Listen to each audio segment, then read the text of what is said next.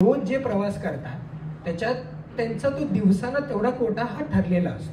मगच त्यांना पुढचे 20-22 दिवस पल्ले गाठत त्यांचा तो बरोबर धान्य ते त्यांना पुरतो.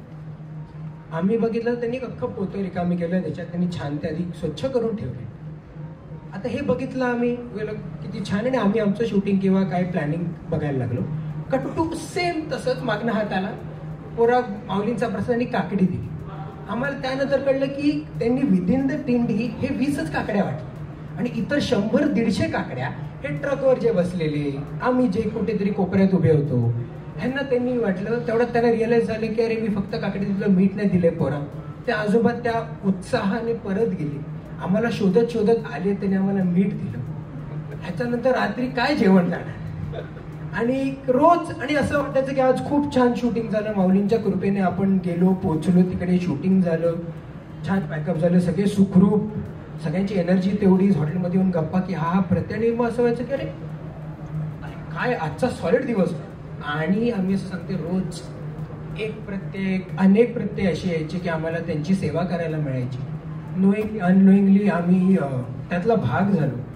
वारी करता आली, वारीतलं जेवता आलं, वारीतलं पाणी पिता आलं, आंघोळ करता आली, ह्याच्यासारखं काही नाही. आणि पायातला काय तो काटा नाही लागत, एका भूक नाही लागत, तुम्हाला पंढरी दिसते.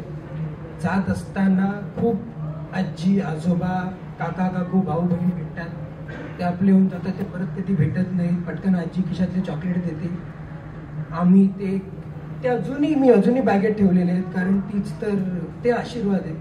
ते कुठच्या तरी रूपाने आमच्यापर्यंत पोहोचले.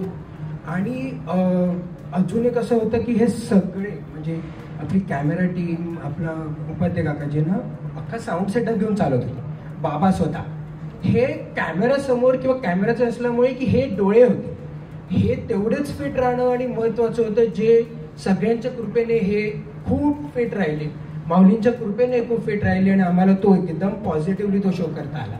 तर असं खरं तर मी खरं तर म्हणजे कोणीही ते येऊन हे बोललं असतं तरी चाललं असं, कारण सगळ्यांची तेवढी इक्वल इन्व्हॉल्वमेंट आहे. मला फक्त बोलायची संधी मिळाली म्हणून.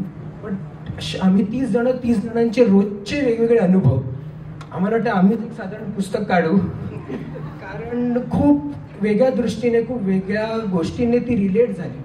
ती तशीच तुम्हाला तुमच्यावर आयुष्यभर राहील. आईने येऊन, कारण आई मला म्हणाली तू जा वारी कर, तू काहीतरी बदलची. तर मला असं वाटलं की मला आत्ता असं वाटतं की माझं कमीत कमी 15 वर्षांनी तरी वय वाढलंय.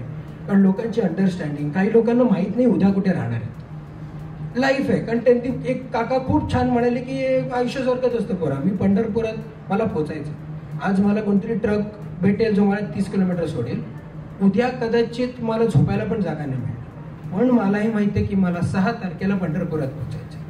हे एका 28 वर्षाच्या मुलाला ऐकताना की अरे यार हे एवढं सॉर्टेड आहे, एवढं यांच्याकडे क्लिअर विजन आहे, तर मग आपण खरंच काय काय गोष्टींबद्दल कंप्लेंट करतो. सो अशी मला ती वारी अनुभवायला मिळाली, सगळ्यांनाच मिळाली. बाकी सगळे इव्हेंच्युअली आम्ही पण त्यानंतर भेटलो नाहीत. आम्ही रात्री आलो, पहाटे पोहोचलो. मग एक फक्त मेसेज टाकला की आज सकाळचा नाश्ता करताना एकमेकांना मिस करतोय, पण त्यानंतर मला परत हे आज भेटले. सगळ्यांची पण मला बोलायचंच आहे, पण हा माझा अनुभव या वारीचा.